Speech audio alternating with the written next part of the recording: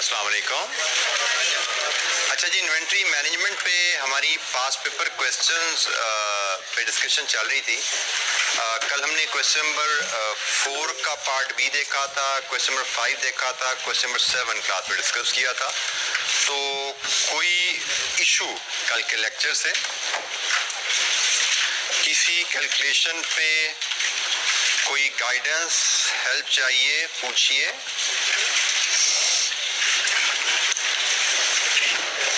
जी जनाब, सब ठीक चल रहा है?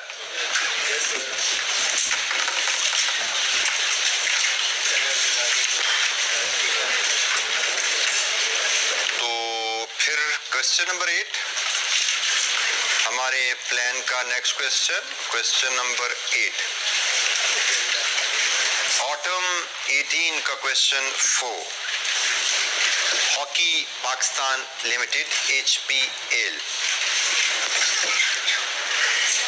Calculate economic order quantity, 6 marks. Supplier has offered discount of 5%. If order is increased to 120,000, advise whether it should accept an offer and discuss 3 practical limitation of using EOQ model. 3 number की theory first time शायद हमारे सामने आई है इस chapter में, ये इससे पहले भी आई थी फर्स्ट टाइम। पहला सवाल आया जिसमें 3 नंबर की हमें थ्योरी नजर आई है।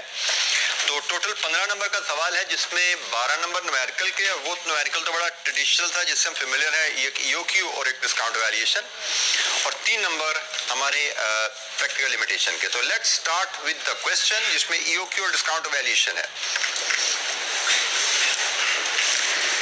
Hockey Pakistan limited HPL is engaged in the manufacturing of a single product H2 which requires a chemical AT.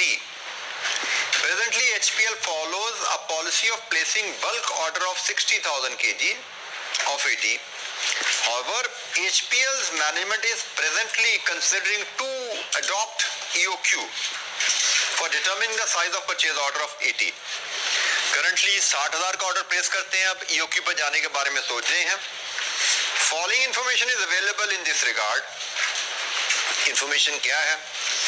Average annual demand of product H2, ख्याल कीजिएगा H2 is our finished product. Don't mix up ये demand, मैं बार बार warn करता हूँ demand से confuse ना हो जाए कीजिएगा। H2 हमारी फिनिश प्रोडक्ट है, फिनिश प्रोडक्ट की डिमांड 45,600 है। Production is evenly distributed throughout the year. Each unit of H2 requires 10 kg of AT. AT है जी वो रॉ मटेरियल जिसकी कहानी हमें देखनी है, ठीक है जी। ये आप देख सकते हैं, कैलकुलेट सप्लायर, ये AT है जिसका आपको डिस्काउंट वैल्यूएट करना है, जिसका आपको EOQ कैलकुलेट करना है, क्योंकि EOQ हमेशा रॉ मटेरियल का जो सप्लायर से खरीदते हैं उसका कैलकुलेट किया जाता है, ठीक है। Cost of AT is 200 rupees per kg. 5% of the quantity purchased is lost during storage. कल भी लॉस का जिक्र आया था, but that was loss during production, ये लॉस ड्यूरिंग स्टोरेज है, लॉस तो लॉस ही है ना, ठीक है, हमें इसका ख्याल रखना पड़ेगा। Annual cost of procurement department is 2688,000. 65% of the cost is variable. AT is stored in a third-party warehouse at a cost of 6.25 per kg per month. HPL's cost of financing is 8% per annum. लीजिए जी, पहले हमें निकालना है economic order quantity EOQ, वही जो हमारी approach रही कि पहले हम EOQ का फार्मूला सामने लेके आते हैं और फिर उसके मुताबिक वैल्यूज ढूंढने चलते हैं क्वेश्चन में। Question number 8 part A, EOQ 2COD/CH। हमें यहाँ से जो वैल्यूज ढूंढनी है क्वेश्चन से, एक CO है, एक CH है, फिर एक D है। ये 3 वैल्यूज आ जाएंगी तो हम EOQ सॉल्व कर पाएंगे। अच्छा, यहाँ पे हमें जो डाटा अवेलेबल है, पहले हम CO के रेफरेंस से बात करें। Variable cost per order, do we have information on variable cost per order? Variable cost per order नहीं पता, हमें परचेज डिपार्टमेंट की टोटल कॉस्ट पता है और इसमें वेरिएबल कितनी है ये पता है। तो जैसे हम कल बात कर रहे थे कि total variable cost of purchase department मिल जाए, उसको डिवाइड करें नंबर ऑफ ऑर्डर्स से, तो हमें वेरिएबल कॉस्ट पर ऑर्डर मिल जाती है। तो कम से कम हमें पहला हिस्सा वो तो मिला 2688000 का 65%। अब मुझे इसको डिवाइड करना है नंबर ऑफ ऑर्डर्स से, number of orders in a year. Is it available in the question? Number of orders, current मेरी कॉस्ट है, क्या मुझे करंट ऑर्डर्स पता हैं? मुझे करंट ऑर्डर्स मैं साल में कितने देता हूं नहीं पता। जैसे कल तो उसने ऑर्डर्स भी दे दिए थे ना। अब जैसे मैंने कहा कि जैसे जैसे आगे जाएंगे कुछ ना कुछ चीजें मिसिंग दाएं बाएं होनी शुरू हो जाएंगी, उनको ढूंढना हमें पड़ेगा। तो हमें करंट ऑर्डर्स फिलहाल यहां नहीं नजर आ रहे। मुझे ऑर्डर साइज पता है, करंट ऑर्डर साइज पता है, मुझे करंट नंबर ऑफ ऑर्डर्स नहीं पता। तो ऑर्डर साइज पता हो तो नंबर ऑफ ऑर्डर्स कैसे निकलते हैं? एनुअल डिमांड ओवर, इसका मतलब अगर मैं डी निकाल लूंगा तो मेरा नंबर ऑफ ऑर्डर्स भी आ जाएंगे। ठीक है, मेरे नंबर ऑफ ऑर्डर्स क्या होंगे? मेरे नंबर ऑफ ऑर्डर्स होंगे डी डिवाइडेड विद 60,000, ऐसा ही है। तो इसका मतलब मुझे डी पहले लेना पड़ेगा, डी के बाद मेरा ये मामला हल होगा। चलें, फिलहाल मैंने यहाँ तक लिख दिया, डी जब निकालेंगे तो हम इसको भी अपडेट कर लेंगे। Then let's come to CH तक, होल्डिंग कॉस्ट। होल्डिंग कॉस्ट के लिए हमें यहाँ पे दो इंफॉर्मेशन दी गई हैं। एक ये है जी note number 4, note number 5, stored in third party warehouse at a cost of 6.5 पर kg per month, variable storage cost, और नीचे है फाइनेंसिंग कॉस्ट का जिक्र। तो हमारी स्टोरेज कॉस्ट के, होल्डिंग कॉस्ट के दो हिस्से हैं, एक स्टोरेज एक फाइनेंस। तो CH हमारी बनेगी 6.25 इंटू 12 प्लस 8% ऑफ 200 का 8%, 91। लीजिए जी CH भी आ गया। अब आ जाए D पे, हम D निकालेंगे तो हमारा CO भी हो जाएगा और फिर EOQ भी हो जाएगा। अब D की कहानी क्या है? हमें साल में कितना D खरीदना है, साल में कितना D खरीदना है, ये डिपेंड करेगा नंबर ऑफ फैक्टर्स में, जिसमें पहला फैक्टर है हमें H2 बनाना कितना है। हमें H2 बनाना है 45,600 यूनिट्स। दूसरा फैक्टर एक H2 में कितना AT इस्तेमाल होता है, ये हमारी होगी रिक्वायरमेंट जो हमारी फिनिश प्रोडक्ट में कंज्यूम होना है। तीसरा फैक्टर इसमें वेस्टेज का है, कितनी वेस्टेज है जी, और कोई ओपनिंग क्लोजिंग स्टॉक की एडजस्टमेंट रिक्वायर्ड है? नो, वो एक और फैक्टर हो सकता था। ठीक है, लेकिन यहाँ पे ओपनिंग क्लोजिंग स्टॉक की एडजस्टमेंट रिक्वायर्ड नहीं है।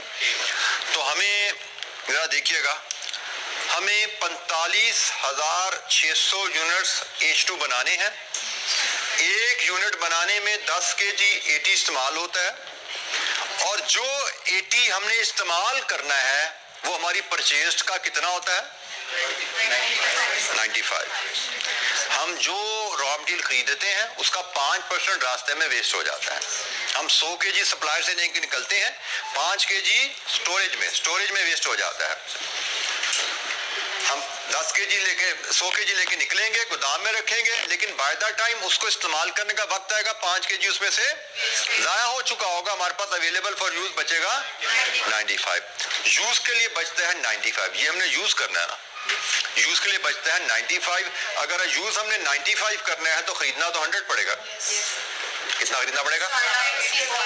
4,80,000 kg। एक कैलकुलेशन को बेटा परसेंटेजेस के हिसाब से जो हम वेस्टेज एडजस्टमेंट करते हैं प्लस माइनस, इसको तसल्ली से समझा कीजिए, क्योंकि ये बड़ी एक बेसिक स्किल है जो कि बहुत फ्रीक्वेंटली अगले चैप्टर्स में हमारे सामने आएगी। मेरे हिसाब से ये जो बेसिक मैथ हम सीखते हैं ना, कभी मैं आपको लॉसेस एडजस्ट करवा रहा हूँ, कभी मैं आपको लेबर के टाइम में कोई एडजस्टमेंट छोटी सी करवा रहा हूँ, कभी मैं प्राइसेस में कोई एडजस्टमेंट करवा रहा हूँ, ये छोटी छोटी सी कैलकुलेशन आपके पेपर में 8-10 नंबर का वेट डाल देती है। अगर आपकी इन पे कमांड है तो आप पेपर में आराम से 8-10 नंबर अच्छा ज्यादा स्कोर कर सकते हो। लेकिन अगर आप इनमें वीक हो तो आप 8-10 नंबर नीचे रह जाते हो अपने जो भी लेवल ऑफ प्रिपरेशन है उससे।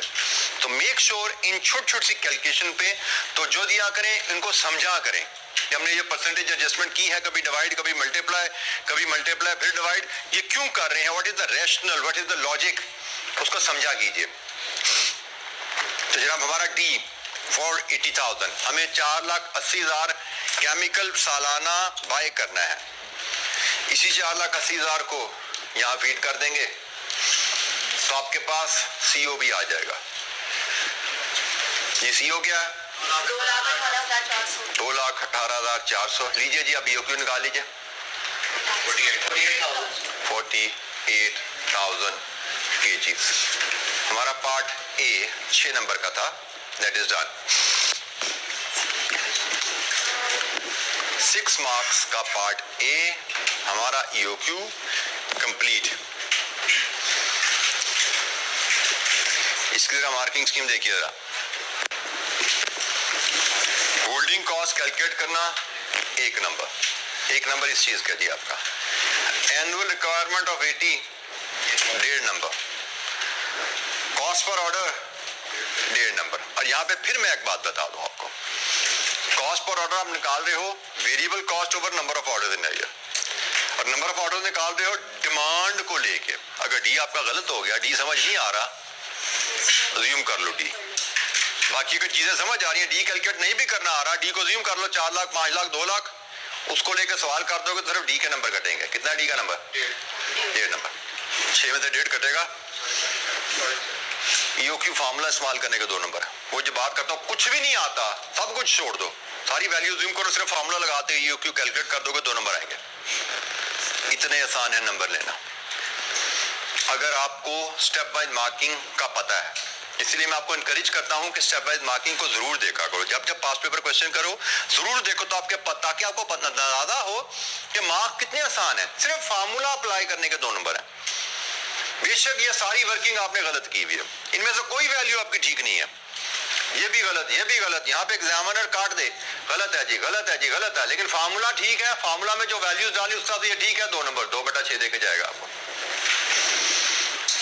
आप ये वर्किंग करो ही ना, सिर्फ ये फार्मूला लिखो, सारी वैल्यूज रिज्यूम फीड करो, ईओक्यू निकालो, 2 नंबर लेके आगे जाओ। ठीक है, तो जो वर्किंग कर सकते हो करो, जो नहीं कर सकते उसको स्किप करो, assumption लो, सवाल पूरा करो। उसने ईओक्यू मांगा है, ईओक्यू दे के आओ उसको, तभी आप मैक्सिमम मार्क्स किसी न पेपर में स्कोर कर पाते हैं जी। Any question? ईओक्यू हमारा हो गया जी 48,000।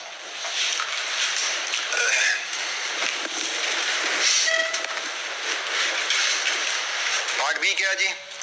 1,20,000 पे 5% क्वांटिटी डिस्काउंट है, 5% डिस्काउंट है। अगर 1,20,000 का ऑर्डर हो तब क्या करना है जी? हमें 2 ऑर्डर साइजेस को कंपेयर करेंगे पार्ट बी के लिए।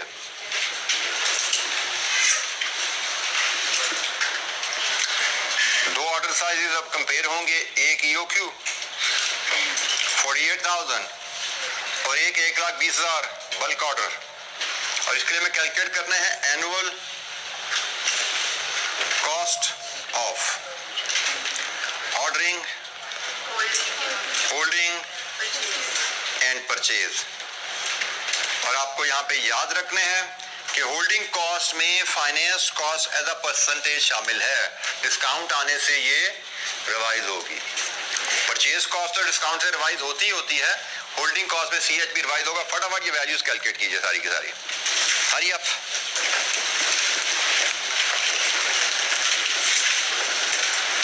सेल टैक्स हम नहीं वापस करेंगे, गवर्नमेंट वापस करेगी हमें, इसलिए हमारी कॉस्ट का हिस्सा नहीं बनता। जो रिफंडेबल कॉस्ट होती है, जो रिफंडेबल टैक्सेस होते हैं, हमारी इन्वेंट्री कॉस्ट में ऐड नहीं होते। ये इन्वेंट्री वैल्यूएशन के चैप्टर में आपको बताया गया है, किताब में लिखा हुआ है। हम कैलकुलेट ही नहीं करेंगे, ना हमने देना है ना लेना, कैलकुलेट क्यों करेंगे इसको?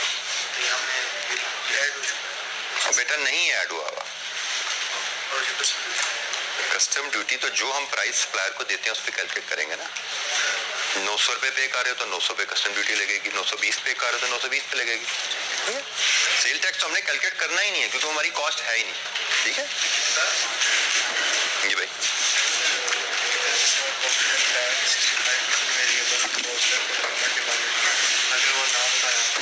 फिर अगर आ गया तेरा, अगर ना बताया तो सर के बल खड़ा हो जाए फिर जाकर, ठीक है? छलांग लगा दी फर्स्ट फ्लोर से अगर ना बताया तो। क्यों ना बताया? वो पागल है क्या? समझा एग्जामिनर को आपने? वो आप समझता आप नजूमी हो? वो आपको नजूमी समझता है या वो पागल है खुद? ना बताए, क्यों ना बताए भाई? मैंने आपको बताया, या वो आपको वेरिएबल कॉस्ट पर, या वो वेरिएबल कॉस्ट सीईओ देगा आपको, या सीईओ कैलकुलेट करने के लिए डाटा देगा। और सीईओ कैलकुलेट करने के लिए डाटा क्या है? वेरिएबल कॉस्ट टोटल देगा, नंबर ऑफ ऑर्डर्स के आपको हिंट देगा, वहां से वेरिएबल कॉस्ट निकालोगे। वो डाटा भी ना दे फिर आप नजूमी तो नहीं हो ना भाई, वेरिएबल कॉस्ट कहां से निकालोगे? जी भाई, ये माइनर सा फर्क नहीं है, ये गलत है, इसको गलत कहते हैं, इसको माइनर सा फर्क नहीं कहते बेटा। कॉन्सेप्ट गलत है। डिमांड की करेक्ट वैल्यू 480,000 है, डिमांड गलत निकाली, इसका डिमांड का नंबर कट गया आपके। आंसर के नंबर नहीं होते, आपको क्या समझाया मैंने?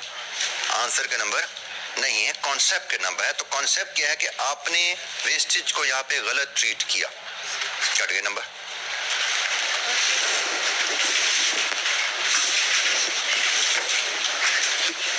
और आप ऐसा क्यों कर रहे हो? जब आपको समझाया है कि भाई 100 kg सप्लायर से लोगे, 5 kg गोदाम में जाया हो जाएगा, इसका मतलब अवेलेबल के लिए जो बचेगा वो 95 है।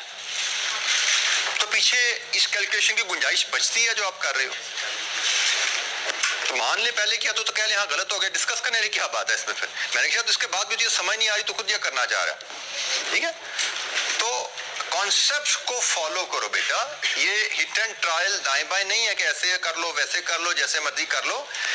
There are certain basic mathematical principle, logical, ये हमारे यहाँ पे ज्यादातर चीजें। जी जनाब, वैल्यूज निकल आनी चाहिए, अब तक बड़ा टाइम हो गया। एनुअल ऑर्डरिंग कॉस्ट यहाँ पे क्या है? 21 लाख 84,000 और नीचे यहाँ पे होल्डिंग सेम, क्योंकि no safety stock, no rounding off. जी परचेज 96 मिलियन और यहाँ पे ऑर्डरिंग कॉस्ट 87,600, होल्डिंग कॉस्ट और परचेज कॉस्ट 9 और ये टोटल क्या बना इधर का? 100,3688 और यहाँ का टोटल 97। दीजिए जी, हमें यकीनन फायदा है। और कितना फायदा है डिस्काउंट में? 288,400। दीजिए जी, ये डिस्काउंट में फायदा है, तो company should avail discount.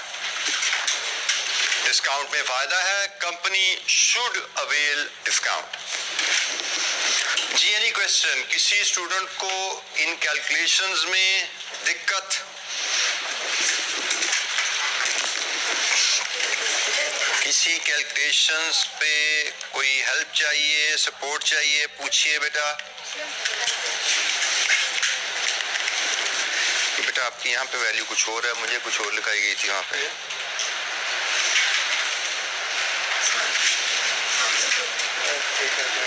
Recheck करो ना।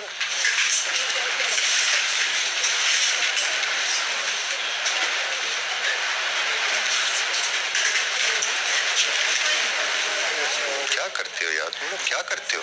क्या करोगे बड़े होके? जी जनाब, हो गया जी सवाल ये? अच्छा, इसका पार्ट सी रीडिंग असाइनमेंट है, उसको पढ़ लीजिएगा। मैं पार्ट बी की मार्किंग स्कीम पे इसकी भी नजर दौड़ा लेते हैं क्या है। अब देखिए जरा यहाँ पे मार्किंग स्कीम पार्ट बी की, number of orders and average inventory level 2 number, revised ordering cost, revised ordering cost annual, अच्छा मतलब ये वाली कॉस्ट, ये कॉस्ट, रिवाइज्ड होल्डिंग कॉस्ट मतलब ये वाली holding cost, purchase cost discount वाली, एंड कंक्लूजन। ठीक है जी, तो ये आपके मार्क्स यहाँ पे भी बटे हुए हैं, हर वैल्यू के साथ आपके नंबर एसोसिएटेड है।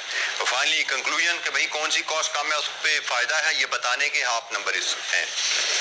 और 3 पॉइंट्स अब अच्छा थ्योरी में सिर्फ एक बात यहाँ पे सीख लीजिए, मैं आंसर में डिस्कस नहीं करता था कि 1 mark for each assumption limitation of economic order quantity। हमारा इशू क्या होता है थ्योरी में, हम परेशान क्यों हो जाते हैं, हम पढ़ते हैं यहाँ पे discuss any 3 practical limitations of using EOQ। Theory के रेफरेंस से बेटा आप अभी हमारी कॉस्ट में तो 5-7 नंबर की थ्योरी आनी है, इतना मैटर नहीं करता, लेकिन आप में से काफी बच्चे टेक्स्ट भी पढ़े हैं जिसमें थ्योरी ज्यादा होती है, कोई बच्चा बीला भी पढ़ा होगा जिसमें जो तो होती थ्योरी है। थ्योरी के पेपर के लिए एक बहुत अहम एडवाइस याद रखिए, सबसे पहली advice, always focus on this word. हमारे बच्चों की फेलियर की बड़ी मेजर वजह है कि वो इस वर्ड को नहीं देखते।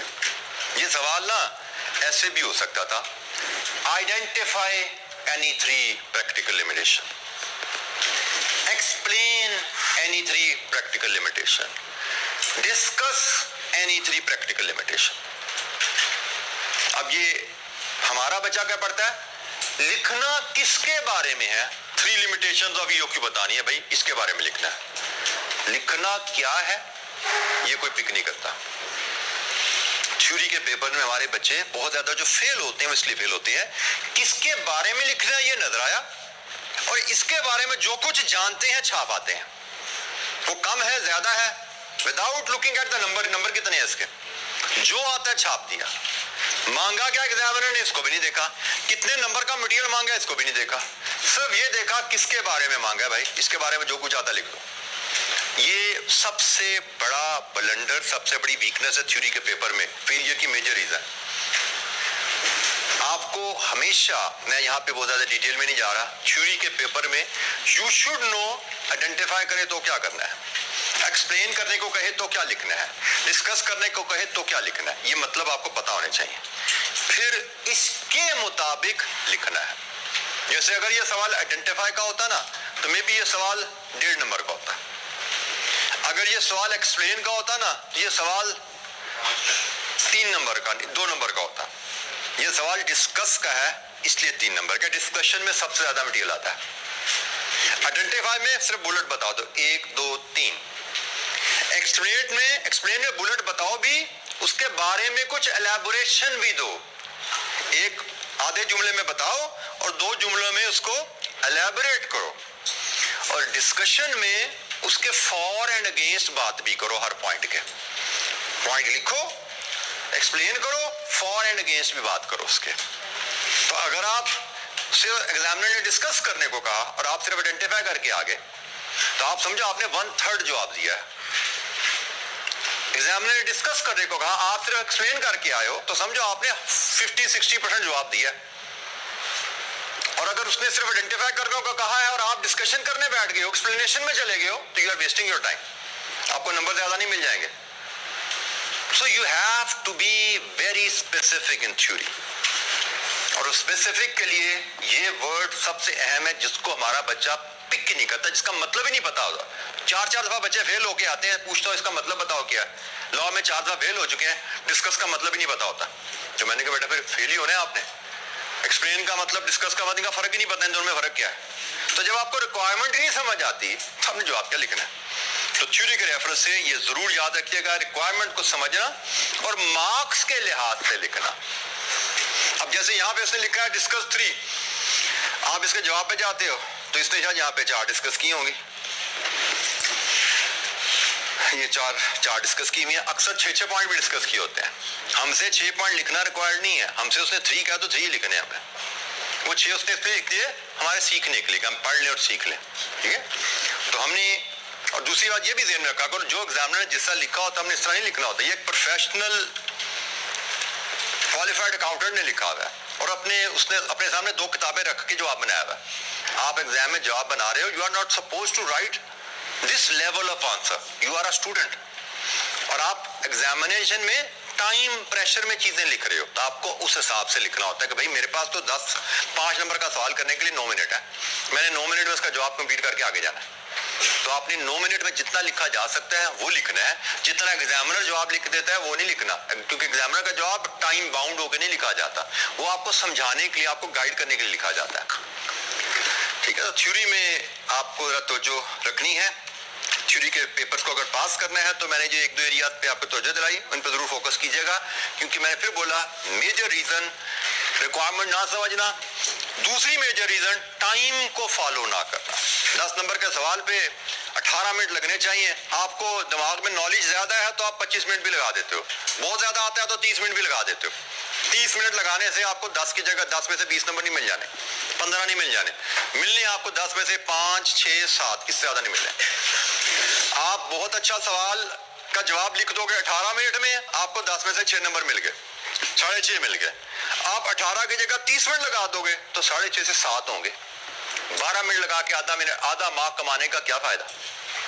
वही 12 नंबर किसी नए सवाल पे लगाते, वहां पे 6 नंबर कमा लेने थे आपने, क्योंकि वो 12 मिनट जो आपने एक्स्ट्रा लगाए, आपका 10 नंबर का कहीं सवाल छूट जाना उसकी वजह से, जिसमें आप 5-6 नंबर ले सकते थे। लेकिन आपने आधा नंबर कमाने के लिए कि मैं इसका जवाब बेहतरीन लिख दूं, तो बेहतरीन लिखने पे गोल्ड मेडल नहीं मिल जाता एक सवाल पे, गोल्ड मेडल मिलता है पेपर पूरा हुआ और अच्छा हुआ, फिर कोई बात होती है सर्टिफिकेट मेरिट और गोल्ड मेडल की। एक सवाल अच्छा करने से मेडल नहीं मिलता, पूरा पेपर अच्छा करना होता है। तो पूरा पेपर पूरा होगा तो अच्छा होगा ना, तो पूरा हम नहीं कर पाते अगर हम टाइम पे नजर नहीं रखते।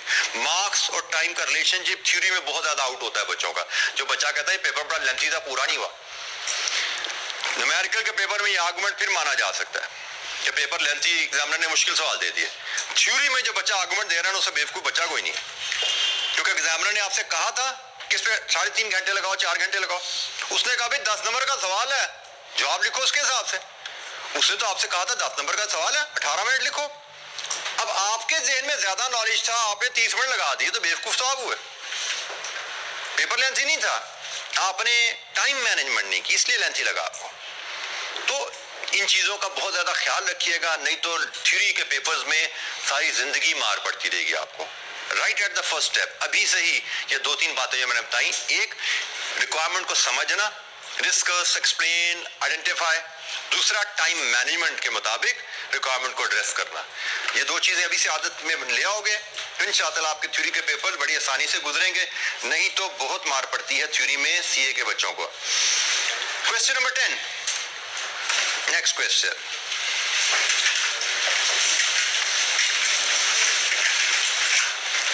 अच्छा जी, ये नंबर तो इसके साथ है, लेकिन मुझे लगता है कि ये एक अच्छा मजे का सवाल है, क्योंकि मजे का सवाल वो होता है जिसमें दिमाग इस्तेमाल करना पड़ता है, जिसके आप लोग आदी नहीं होते ज्यादातर। कैलकुलेट ईओक्यू, 7 नंबर का ईओक्यू है जी। 7 नंबर का ईओक्यू कल भी हमने किया था, जो यूं करके हो गया था। अब एक 7 नंबर का ईओक्यू ये भी देखो जरा, ये कैसे होता है आपसे। ये जी हमारा स्प्रिंग 19 का क्वेश्चन 4 का बी पार्ट है। पार्ट ए हमारा रेलेवेंट नहीं था, इसलिए मैंने इसको यहाँ पे नहीं लिया, तो ये सिर्फ पार्ट बी है 7 नंबर का।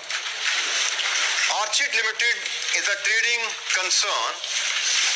It is planning to implement economic order quantity from 1st April 2019. OL deals in 4 products, each of which is purchased from a different supplier. Company trading है जी, 4 प्रोडक्ट सप्लायर से खरीदती है, बेचती है। To compute EOQ for one of its products, beta, following data has been gathered. ये जी beta का EOQ निकालना है, ये में डाटा दिया गया है बीटा का। Actual data for the last year. अच्छा, यहाँ पे एक और मैं पहले भी हमने बात की हुई है, ये EOQ प्लानिंग होती है। स्प्रिंग 2019 मतलब मार्च में एग्जाम हो रहा है, और ये किस साल की प्लानिंग हो रही है? जो 1 अप्रैल से शुरू होना है, ठीक है। तो साल शुरू होने से पहले प्लानिंग की जा रही है। ये मार्च की 5, 7, 8 तारीख को एग्जाम हुआ होगा 2019 की, उसके हिसाब से उसने कहा जी आपका साल 1 अप्रैल से शुरू हो रहा है, जिसकी आप प्लानिंग कर रहे हो।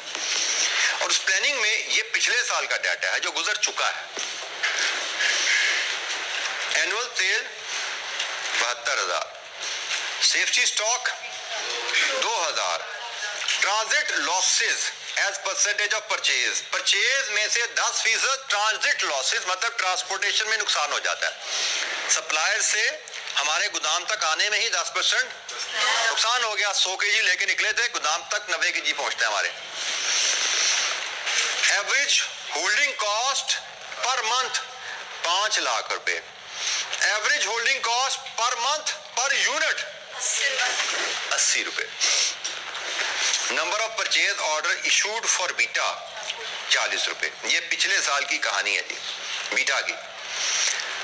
Cost, total cost of purchase department for the last year amounted to 4.5 million, which included fixed cost of 1.35 million.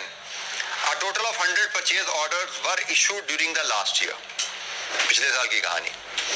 अब projection for the next year, अगले साल क्या होगा? ये पिछला साल तो गुजर गया, अगले साल क्या होगा जिसका हमने ईओक्यू बनाना है। Increase in sales volume 25%। Safety stock होगा अगले साल 2500। पिछले साल कितना था? 2000। अगले साल होगा 2500। Transit losses as a percentage of purchases अगले साल होगी 6%। पिछले साल 10% होता था, अगले साल 6% हो जाएगा। हम कोई ट्रांसपोर्टेशन सिस्टम इंप्रूव करेंगे, लॉसेस कम हो जाएंगे। Impact of inflation on all cost 10%। मतलब जितनी भी कॉस्ट का जिक्र ऊपर किया गया है, अगले साल में ये सारी कॉस्ट 10% से बढ़ेंगी। Closing inventory excluding safety stock varies in line with the sale volume. मैंने कल परसों सवाल करते हुए एक बात आपको बोली थी कि safety stock is not closing inventory, safety stock is part of closing inventory. It is part of closing inventory. Closing inventory इतनी है तो इतना उसमें सेफ्टी स्टॉक इतना पड़ा होता है। यहाँ पे उसने वही बात की कि सेफ्टी स्टॉक उसने कहा जो ओपनिंग में 2000 था और आप अब उसको 2500 पे लेकर जाने चाहते हो अगले साल में, लेकिन सेफ्टी स्टॉक के अलावा भी इन्वेंट्री है कुछ, और वो इन्वेंट्री में भी इजाफा आएगा। कितना इजाफा आएगा? जितना सेल्स में इजाफा है। सेफ्टी स्टॉक में 2000 से 2500 तक 500 का इजाफा है, लेकिन सेफ्टी स्टॉक के अलावा जो इन्वेंट्री है उसमें इजाफा 25% का आने वाला है। अच्छा जी, निकालना तो है जी हमने ईओक्यू। अब ये भी एक इश्यू होता है, हम अक्सर बच्चे सवाल पढ़ते हैं, कहानी कॉम्प्लिकेटेड होती है, कहानी में ही खो जाते हैं विदाउट रियलाइजिंग कि हो सकता है कहानी में हमारे काम की बातें आसानी से मिल जाएं, हो सकता है कुछ बातें मुश्किल से भी मिले। हमेशा सवाल पढ़ने की अप्रोच क्या होती है? रिक्वायरमेंट पढ़ो, फार्मूला सामने ले आओ। क्वेश्चन नंबर 10 हमें कहा गया ईओक्यू निकालो। ईओक्यू का फार्मूला 2COD/CH। हमें ये वैल्यूज सवाल से एक्सट्रैक्ट करनी है। अब इनको सामने रखते हुए आप सवाल को पढ़ना शुरू करो कि CO कहां से आना है, CH कहां से आना है, D कहां से आना है। तो हमें CO, CH और D ये वैल्यूज चाहिए, जिसके बाद हम EOQ कर पाएंगे। Let's start with CO first. क्या हमें variable cost per order question में गिवन है? Variable cost per order question में गिवन है? वेरिएबल कॉस्ट पर ऑर्डर नहीं गिवन, हमें कैलकुलेट करनी पड़ेगी। हमें परचेज डिपार्टमेंट की टोटल कॉस्ट गिवन है और इसमें फिक्स कितनी है पता है, तो परचेज डिपार्टमेंट की वेरिएबल कॉस्ट आ गई। परचेज डिपार्टमेंट की वेरिएबल कॉस्ट आ गई। इसको किससे डिवाइड करें? Number orders. कितने हैं नंबर ऑर्डर्स? लास्ट ईयर के टोटल ऑर्डर से 100। ये फिगर मेरे लिए रेलेवेंट नहीं है, क्योंकि उसने ये नहीं कहा कि ये खर्चा बीटा की परचेज का है, उसने कहा है ये खर्चा टोटल परचेजेस डिपार्टमेंट का है। तो ऑर्डर भी लेने हैं जो टोटल है। ये तो 100 में से 40 बीटा के हैं, बट मेरे लिए रेलेवेंट 40 नहीं है। मुझे तो परचेज डिपार्टमेंट की वेरिएबल कॉस्ट पर ऑर्डर चाहिए। तो परचेज डिपार्टमेंट की टोटल कॉस्ट माइनस इसकी फिक्स कॉस्ट, ये परचेज डिपार्टमेंट की total variable cost divided with total orders of purchase department. Beta के ऑर्डर नहीं, क्योंकि कॉस्ट पूरे डिपार्टमेंट की है तो ऑर्डर भी पूरे डिपार्टमेंट के लेने हैं, फ्री कॉस्ट पर ऑर्डर निकलेगी। तो हमारी कॉस्ट पर ऑर्डर यहां से निकलती है जी 4.5 मिलियन माइनस 1350000 डिवाइडेड विद 100 31। अच्छा, मजे की बात, ये तो पिछले साल की है। मैं तो अगले साल की प्लानिंग कर रहा हूँ। भाई तो इसमें 10% ऐड कर दो। ये जरा साथ साथ दिमाग चलाना है। 34650 ये जी मेरी CO है। पिछले साल की कॉस्ट पर ऑर्डर ये है, मुझे तो अगले साल की प्लानिंग करनी है, मुझे अगले साल की सीओ चाहिए। अगले साल की सीओ 10% ज्यादा होगी, उसने कहा जी सारी कॉस्ट 10% से बढ़ेंगी अगले साल, तो सीओ भी अगले साल 10% ज्यादा होगी पिछले साल से।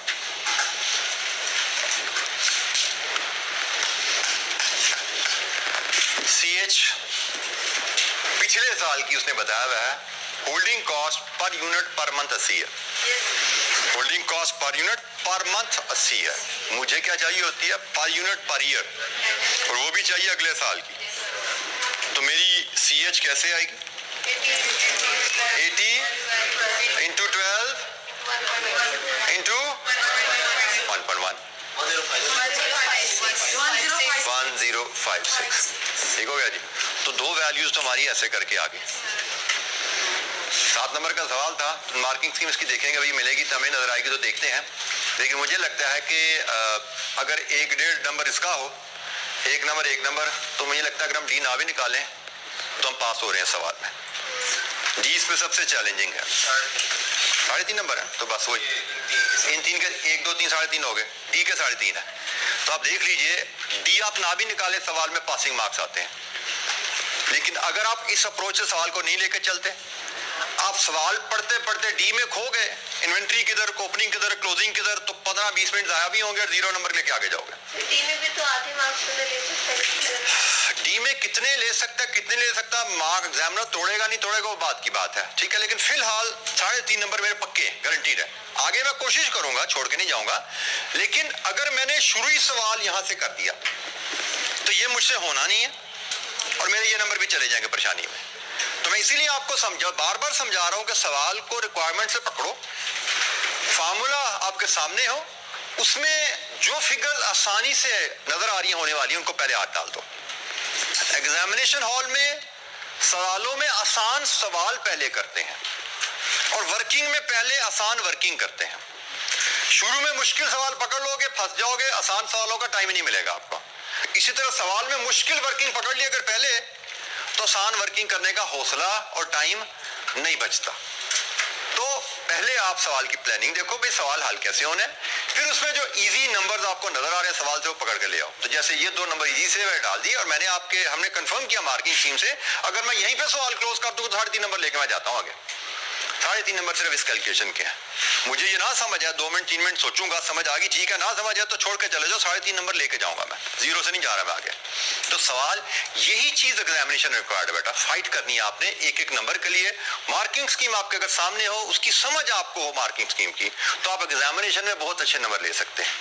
लेकिन अगर आप मार्किंग स्कीम को नहीं जानते, स्टेप वाइज मार्किंग का मतलब आपको नहीं पता, तो आप एग्जामिनेशन न्यूमेरिकल पेपर पास नहीं कर सकते सीए में।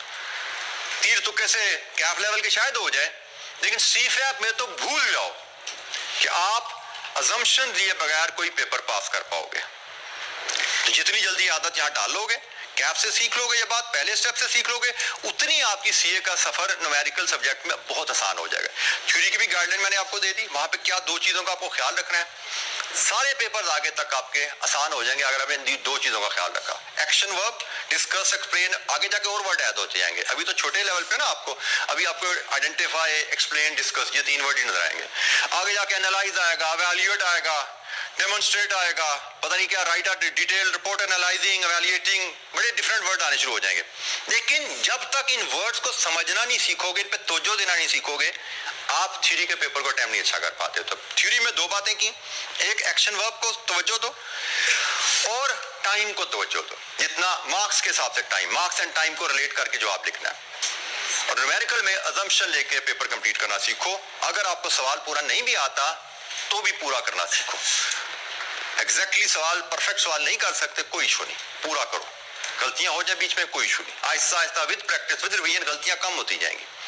अभी आपके से 50% ठीक होता है, 50% गलत होता है। सेकंड रिवीजन के बाद आओगे 60% ठीक होना शुरू हो जाएगा, 40% गलत होगा। थर्ड रिवीजन करोगे 70-30 पे चले जाओगे। फोर्थ रिवीजन के ऊपर 80-20 पे शायद चले जाओ। फिर उसके बाद क्या होगा, कोई सवाल पूरा हो जाएगा, कोई सवाल 70 होगा, कोई 80 होगा, कोई 30 होगा, कोई 40 होगा, कोई बात नहीं। यही चाहिए हमें कि आसान सवाल पूरा हो जाए हमसे, मुश्किल सवाल में भी हम 50, 60, 40 तो ले सके ना। यही हमारा अंदाज है और ये हम तब ले पाएंगे जब सवाल पूरा करने की आदत हमें होगी। अच्छा, अब रह गई आखिरी बात डी की। डी में अब कहानी यहाँ पे जरा काफी, जो मैं शुरू से आपको बताता आ रहा था ना, ओपनिंग क्लोजिंग स्टॉक की एडजस्टमेंट, अब ये पहला सवाल है जिसमें प्रॉपर इन्वेंट्री की एडजस्टमेंट आने लगी है और अच्छी खासी आने लगी है। हल्की फुल्की एडजस्टमेंट तो मैंने बता दी थी कि भाई इतनी कंजम्पशन अगर करनी है, इतना बेचना है, तो opening closing stock plus minus करो तो परचेज आ जाती है। अब इसने बस किया क्या है कि इसने ओपनिंग क्लोजिंग स्टॉक के भी दो हिस्से कर दिए कि ओपनिंग स्टॉक में भी safety stock and other, closing stock में भी सेफ्टी स्टॉक एंड अदर।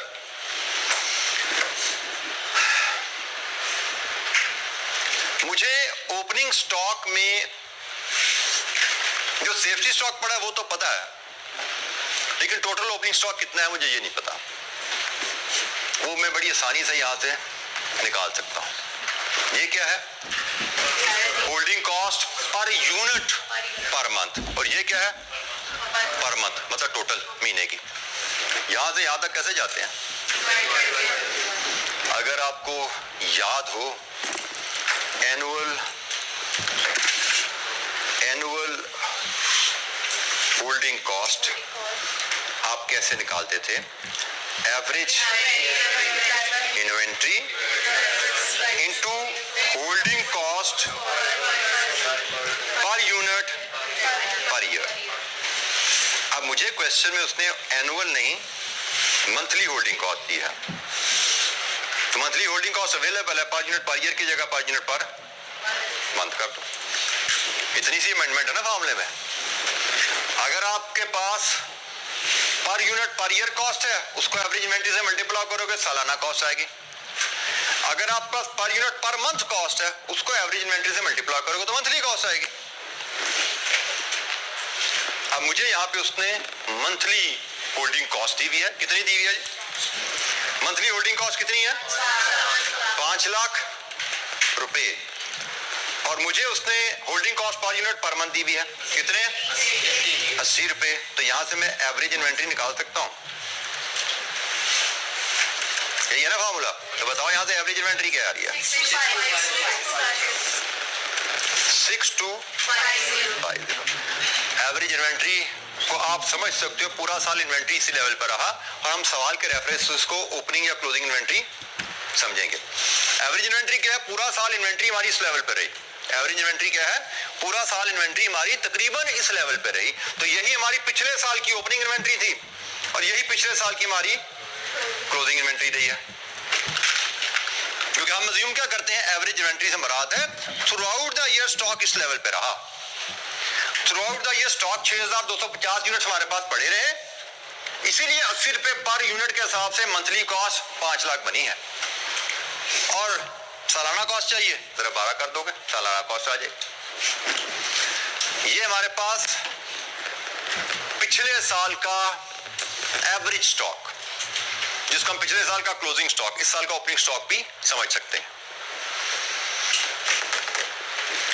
और इसके उसने में बताए हैं दो हिस्से हैं, एक इसमें सेफ्टी स्टॉक और एक अदर स्टॉक। सेफ्टी स्टॉक कितना है? 2000। तो बाकी अदर स्टॉक कितना बचा?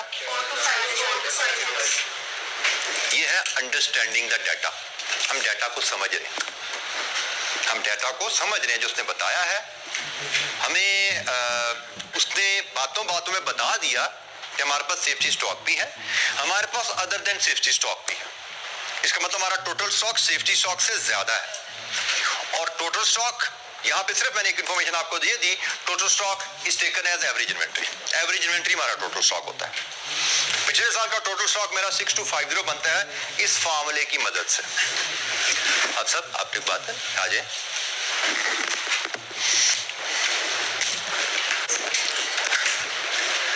Any question?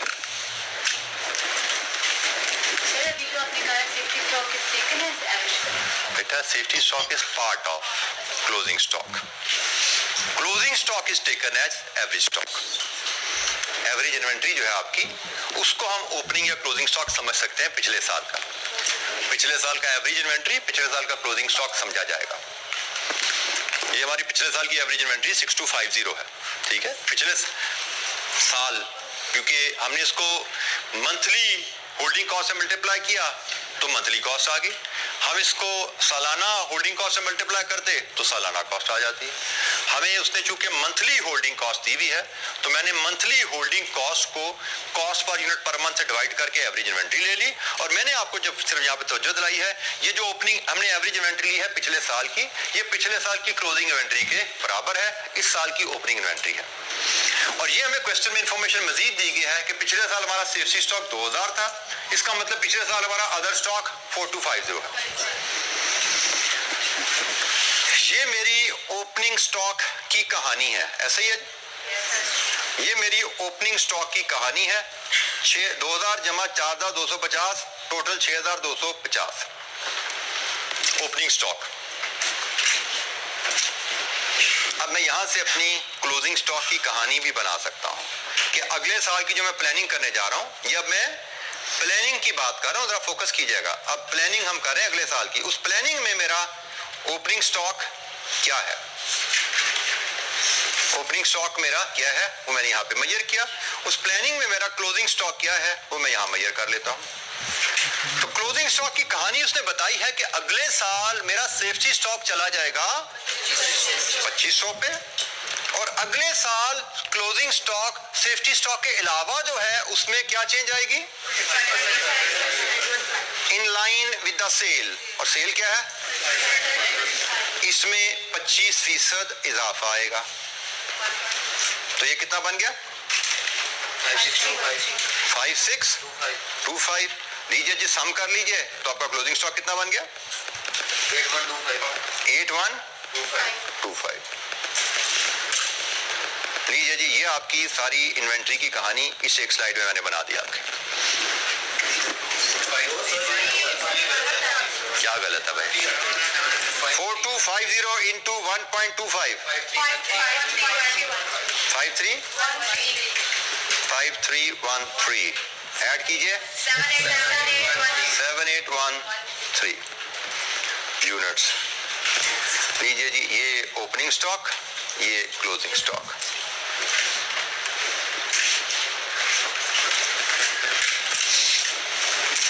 दोबारा अगर क्वेश्चन पढ़ना है क्वेश्चन पढ़िए, इस वर्किंग को उसके बाद दोबारा देखिए, जो चीज समझ नहीं आती पूछिए। क्वेश्चन को पढ़िए, क्वेश्चन से हमने इन्वेंट्री की वैल्यू कैसे निकाली है, और उस इन्वेंट्री ओपनिंग इन्वेंट्री को लेके हमने क्लोजिंग इन्वेंट्री कैसे बनाई है।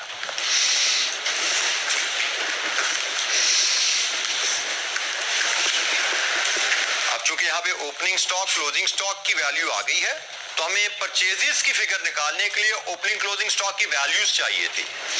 ओपनिंग क्लोजिंग स्टॉक की वैल्यूज हमारे पास आएंगी तभी हम परचेज की फिगर निकाल पाएंगे।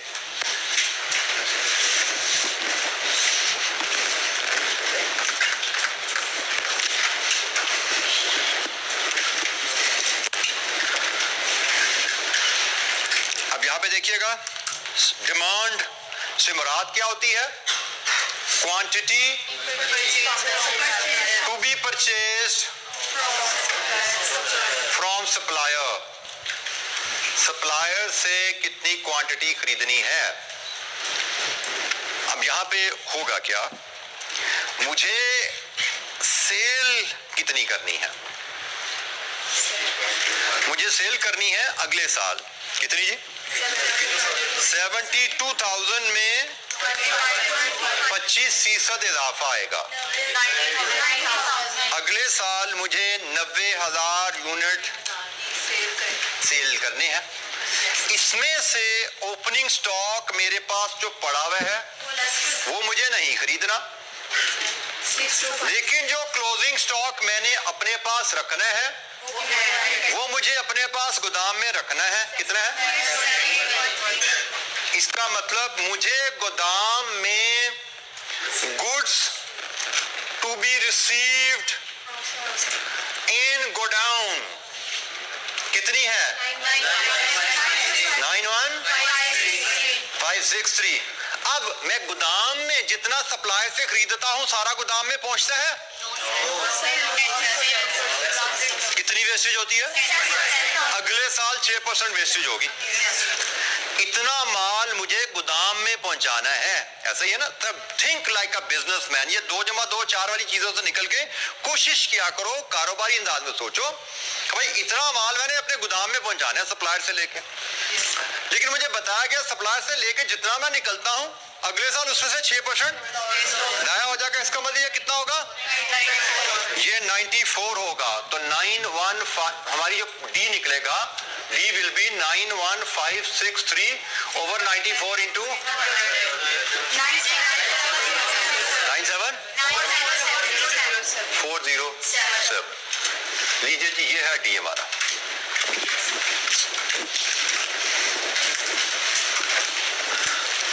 अब तसल्ली से सवाल को पढ़िए, कैलकुलेशन को फॉलो कीजिए एंड मेक श्योर आप इसको समझ पा रहे हैं।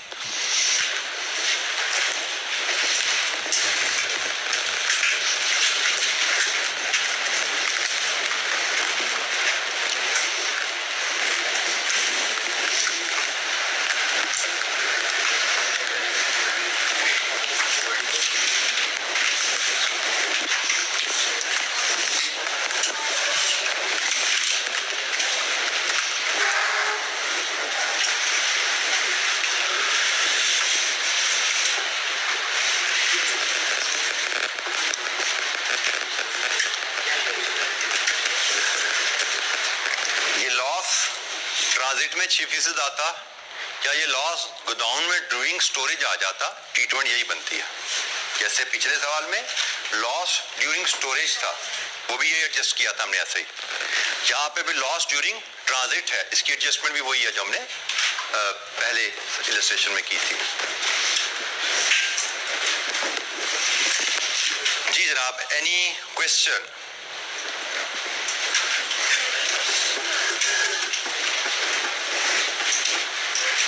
डी की वैल्यू आपको मिल गई, तो अब यो क्यों निकल आएगा? क्या आया यो क्यों? 2528 units. Yo Q is 2528 units.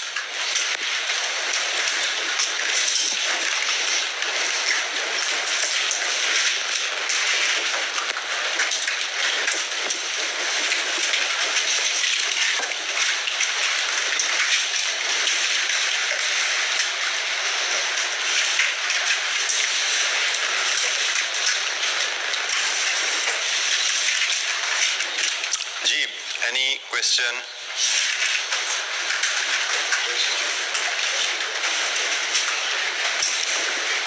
अच्छा, ये सवाल हमारा कंप्लीट हुआ, लेकिन ये जो एडजस्टमेंट हमने की है, तो एडजस्टमेंट की एक एक्टिविटी हम बनाते हैं और उसकी प्रैक्टिस एक तो फिर करते हैं कि हमने डी जो डिटर्मिन यहाँ पे किया उसकी एक्टिविटी बनाते हैं।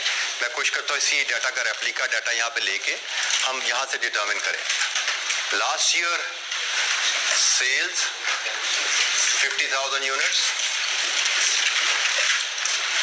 Last year annual holding cost rupees 1 million, और last year CH 500 कर लें जी, 500। ठीक है जी, ये CH आ गया। CH क्या होता है? Holding cost per unit per year. ठीक है जी। और लास्ट ईयर सेफ्टी स्टॉक था 3000 units.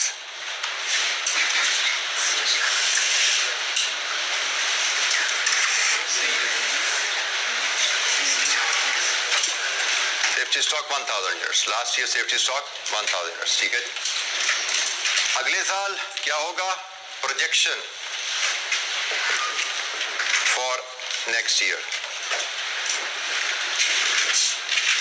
Sale growth 20%. Safety stock अगले साल होगा 1200 units. Stock other than safety stock will grow in line with sales. और loss during storage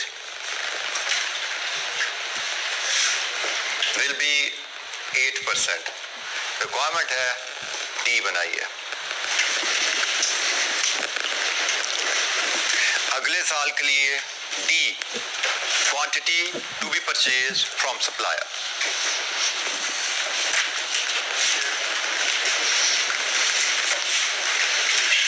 Quantity to be purchased from supplier.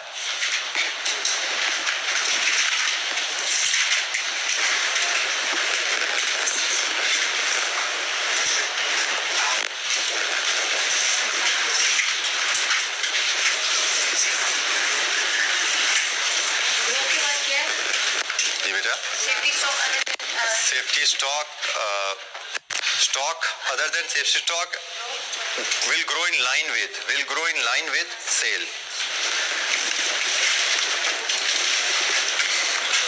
ये पिछले सवाल जो भी हमने किया उसमें जो डी की वर्किंग है उससे कुछ मिलती जुलती मैंने वर्किंग यहाँ पे आपसे करवाने की कोशिश की। आई होप कि दिस विल वर्क आउट। आपको यहाँ पे opening stock, closing stock establish करना है। सेल्स की फिगर अगले साल की स्टैब्लिश करनी है। अगले साल के लिए ओपनिंग स्टॉक करंट ईयर का क्लोजिंग स्टॉक होगा, लास्ट ईयर का क्लोजिंग स्टॉक होगा। लास्ट ईयर का क्लोजिंग स्टॉक लेंगे, अगले साल का ओपनिंग स्टॉक बन जाएगा, फिर उसमें एडजस्टमेंट करके अगले साल का क्लोजिंग बनाएंगे।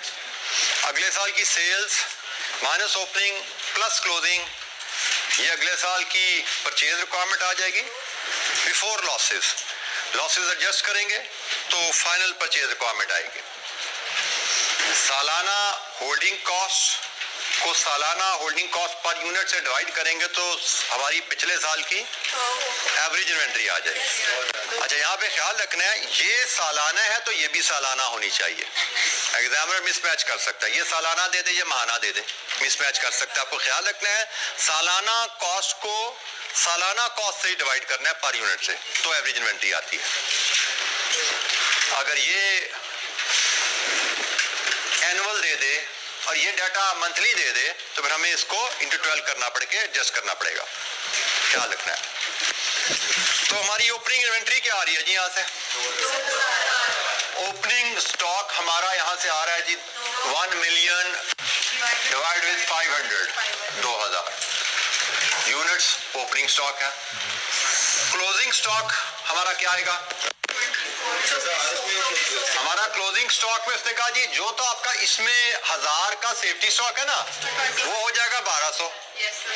1000 का जो सेफ्टी स्टॉक है वो हो जाएगा 1200 और जो बाकी स्टॉक बचा 2000 माइनस 1000, इसमें ग्रोथ आएगी कितनी? सेल्स वाली। तो ये कितना बन गया? 2400। ओपनिंग स्टॉक क्लोजिंग स्टॉक की कहानी। ओपनिंग स्टॉक पिछले साल का एवरेज स्टॉक हमारा 2000, क्लोजिंग स्टॉक नया सेफ्टी स्टॉक और सेफ्टी स्टॉक के अलावा जो स्टॉक है उसमें सेल्स वाला इजाफा। सेफ्टी स्टॉक के अलावा वाला स्टॉक उसमें इजाफा।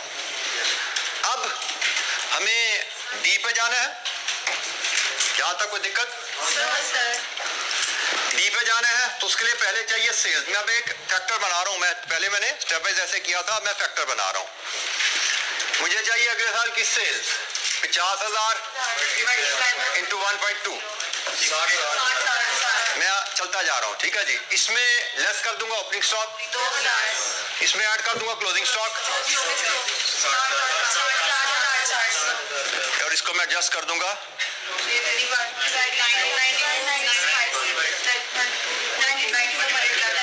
92% से डिवाइड कर। ठीक हो गया?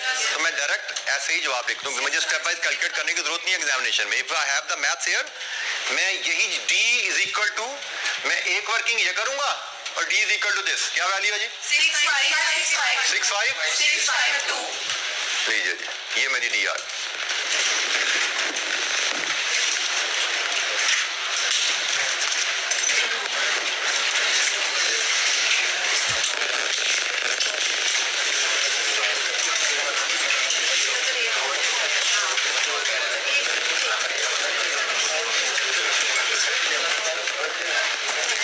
जी जनाब, एनी क्वेश्चन, कोई सवाल?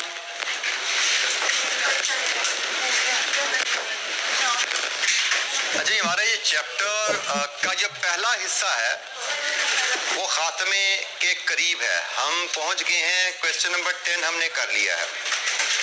तो आगे हमारे अब रह गए हैं 2 सवाल इस एरिया के। इसके बाद हम चले जाएंगे अगले एडवांस एरिया पे, जिसमें मजीद फिर कुछ क्वेश्चन होने हैं। ये क्वेश्चन मैं आपको बता चुका हूँ।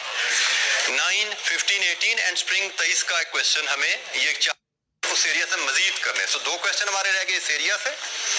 फिर एडवांस लेवल जिसमें प्रोबेबिलिटीज की इन्वॉल्वमेंट थोड़ी सी वो डिस्कस करेंगे, और फिर हम पहुंचेंगे इन क्वेश्चन पे, जिसके बाद हमारा चैप्टर खत्म होगा। मे भी आगे अभी हमारे 4-5 दिन लगेंगे इस चैप्टर पे मजीद, अगले हफ्ते में 2-3 दिन लगेंगे। और फिर कौन सा चैप्टर आता है? Process costing. प्रोसेस कॉस्टिंग हमारे सिलेबस का सबसे लेंथी चैप्टर होने वाला है। अगर मैं गलती नहीं कर रहा तो उस पे हमारे तकरीबन 3 वीक्स का काम लगेगा, ढाई से 3 हफ्ते, 18 से 20 लेक्चर उस पे जरूर लग जाते हैं हमारे। तो शायद 3 वीक जरूर, 3 वीक्स में 18 लेक्चर ही होते हैं। तो सबसे लेंथी चैप्टर है हमारे सिलेबस का, और कंफर्म क्वेश्चन उससे भी आता है। इन्वेंट्री मैनेजमेंट से तो 2-2 क्वेश्चन आ रहे हैं, उससे एक ही क्वेश्चन आता है, लेकिन हैवी ड्यूटी क्वेश्चन आ जाता है। तो जी आज का लेक्चर इतना ही, लेकिन आज थोड़ी सी सेलिब्रेशन मुझे आप सभी मैसेज देके गए हैं कि रिजल्ट्स की खबरें तो आपसे हम डिस्कस करते रहे थे। अल्हम्दुलिल्लाह कॉलेज में हमारा रिजल्ट तमाम ही पेपर्स का बहुत अच्छा रहा, आईकैप से बहुत बेहतर रहा, बल्कि कैफ में तो कैफ 3 में तो जैसे मुझे बच्चों ने कहा कि शायद मिलने से सुनने से ऐसा लगता है कि कॉलेज के बेहतरीन रिजल्ट्स में से रिजल्ट रहा। और शायद हमने कंपाइल किया तो आईकैप के रिजल्ट से हमारे कुछ सब्जेक्ट में तो कैफ 3 की बात करूं तो मोर देन डबल हमारा रिजल्ट है। मतलब एक होता है ना आईकैप का 23 है तो हमारे को 25, 28, 30 वाला अच्छा हो, it is more than double. I think it is more than 50% अगर मैं गलती नहीं कर रहा तो which is very good in the sense के बच्चों को जो गाइडलाइन दी गई, और same is the case with all other paper. माशाल्लाह सब में ही हमारा रिजल्ट आईकैप के रिजल्ट से बहुत अच्छा है। तो अल्हम्दुलिल्लाह इसमें अल्लाह ताला का बहुत शुक्र है, हमारे तमाम टीचर्स की मेहनत है और फिर आप लोगों की मेहनत है। तो उस चीज़ को ही सेलिब्रेट करने के लिए, थोड़ा सा अल्लाह ताला का शुक्र अदा करने के लिए, आपको इस खुशी में शामिल करने के लिए, क्योंकि हम अक्सर मीटिंग में इस चीज़ को डिस्कस करते रहते हैं।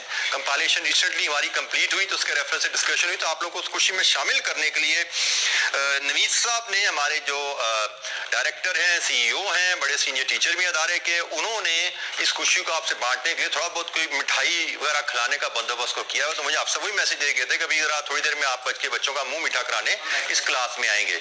और लेकिन ये मैंने बात कंप्लीट की और हाफिजा क्लास में एंटर हो गए टाइम पे। ठीक है, चले जी, थैंक यू जी, थैंक यू, अस्सलाम वालेकुम।